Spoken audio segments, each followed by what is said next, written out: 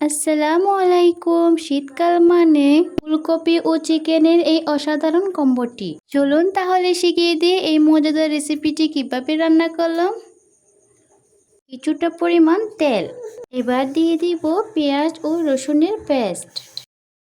আপনারা বাসায় অন্তত একবার হলেও এই রেসিপিটি ট্রাই করবেন, দেখে নিন। আমি বিশ্বাস করে বলতেছি অনেক মজা হয়।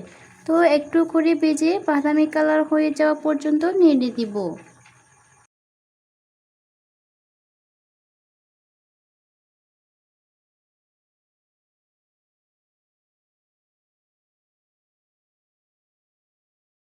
দিয়ে দিব 2 চামচ লবণ, লাগবে 2 চামচ মরিচ গুঁড়া।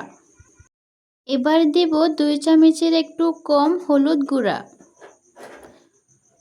সেমভাবে মশলা দিয়ে দিব 2 চামচ।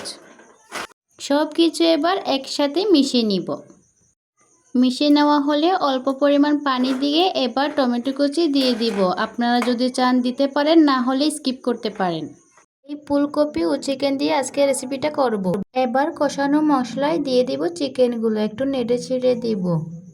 মশলার সাথে চিকেনগুলোকে ভালোভাবে একটু কষে নিব। কষানো হয়ে গেলে ঢাকনা দিয়ে ঢেকে রাখবো। কিছুক্ষণ পর ঢাকনা তুলে দিয়ে দিব পরিমাণ মতো পানি। এরপর এর মধ্যে ঢেলে দিব ফুলকপিগুলো। এবার একটু সবগুলো একসাথে মিশিয়ে নিব। সিদ্ধ হওয়ার জন্য সামান্য পরিমাণ পানি দিলাম। কিছুক্ষণ পর নেড়ে ছেড়ে দিব। শেষে ধনেপাতা কুচি দিয়ে চুলা বন্ধ করে দিব।